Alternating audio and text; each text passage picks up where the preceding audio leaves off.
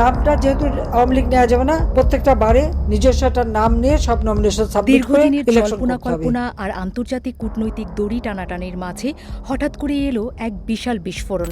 ভারতের লোকসভায় পেশ করা একটি গোপনীয় স্পর্শকাতর প্রতিবেদন যেন পুরো দক্ষিণ এশিয়ার রাজনীতিতে ভূমিকম্প তৈরি করে দিয়েছে। বাংলাদেশের ক্ষমতাচ্যুত প্রধানমন্ত্রী শেখ হাসিনাকে প্রত্যর্পণের বিষয়ে ঢাকা থেকে আসা বারংবার অনুরোধের নথি এখন ফাইলবন্দি হয়ে পড়ে নেই। তা নাকি ঝুলছে নয়াদিল্লির আইন ও পররাষ্ট্র বিশেষজ্ঞদের আতশকাঁচের নিচে। লোকসভার পররাষ্ট্র বিষয়ক সংসদীয় কমিটির পেশ করা সেই প্রতিবেদনে স্পষ্ট জানানো হয়েছে, দিল্লির সংশ্লিষ্ট কর্তৃপক্ষ পরম গুরুত্বের সাথেই পুরো বিষয়টি খতিয়ে দেখছে। ভারতীয় পার্লামেন্টের ভেতরে দাঁড়িয়ে এ যেন এক অভূতপূর্ব সত্যের স্বীকারোক্তি, যা কূটনৈতিক অঙ্গনে তোলপাড় সৃষ্টি করেছে। প্রখ্যাত রাষ্ট্রনীতিবিদ শশী থারুরের নেতৃত্বাধীন এই কমিটি যখন ভারত বাংলাদেশ সম্পর্কের চরম নাজুক ভবিষ্যৎ নিয়ে প্রশ্ন তোলে, তখন ভারতের পররাষ্ট্র মন্ত্রণালয়কে এমন কিছু উত্তর দিতে হয়, তা অনেকেই রূপকথার গল্প ভেবে বাদ দিতে চেয়েছিলেন। অভিযোগের তীর বেশ শানানো এবং তীব্র। বাংলাদেশের সরকার পরিবর্তনের পর অন্তর্বর্তীকালীন প্রশাসন থেকে শুরু করে পরবর্তীতে তারেক রহমানের বিএনপি সরকারের সময়কাল পর্যন্ত একের পর এক রেড নোটিশ ও আনুষ্ঠানিক অনুরোধ গেছে দিল্লির টেবিলে। একটি দেশে যার অনুপস্থিতিতে মৃত্যুদণ্ড কার্যকর করার রায় হয়েছে, তাকে কিভাবে অন্য একটি দেশ লাল গালিচা বিছিয়ে রাখতে পারে, এই ছিল ঢাকার মূল প্রশ্ন। লোকসভার পেছনের সারিতে ফিসফাস চলছিল বহুদিন ধরে, আর এবার সে উত্তাপ এসে ছুল স্বয়ং লোকসভার স্পিকারের টেবিলকে। কিন্তু নাটকের আসল মোড় তো এখনও বাকি ছিল, কারণ রাজনীতির খেলায় ভারত সরকার চালিয়েছে তাদের বহুল চর্চিত প্রতিরক্ষামূলক চাল।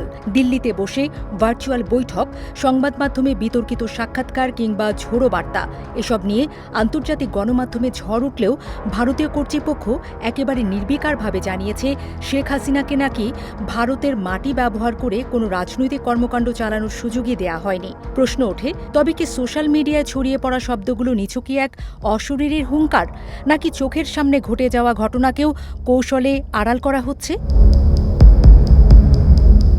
সংসদীয় কমিটির মুখোমুখি দাঁড়িয়ে ভারত সরকার তাদের সিদ্ধান্তকে ঢেকে দিয়েছে মহামানবিকতা ও সভ্যতার প্রাচীন চাদরে। চরম সংকট আর অস্তিত্বের হুমকির মুখে থাকা কোনো মানুষকে আশ্রয় দেয়া নাকি ভারতের হাজার বছরের মানবিক ঐতিহ্য আর কৃষ্টির অংশ।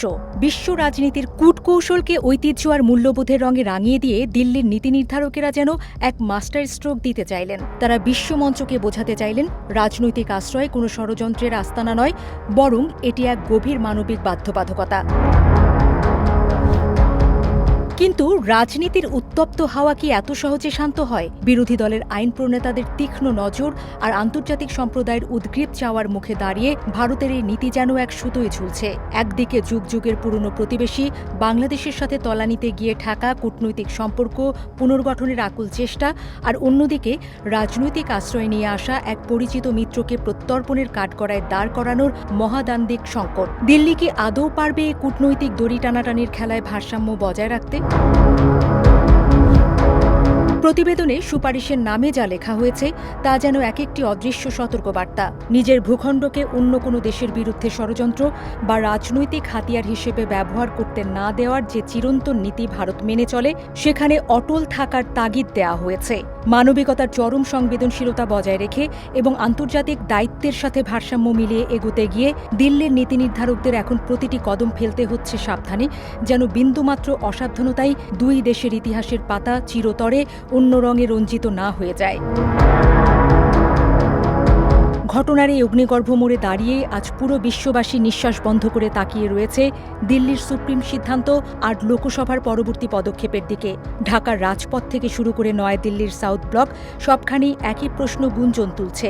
আইনার নীতিমালার চাদরে মোড়ানো এই অনুসন্ধানকে কেবলই সময়ের অপচয়, নাকি অতি শীঘ্রই আমরা দেখতে যাচ্ছি কোনো অভাবনীয় রাজনৈতিক মোড়? পর্দা নামার সময় এখনও আসেনি। দৃশ্যপট বদলে যাওয়ার এই খেলা কেবল শুরু হলো মাত্র।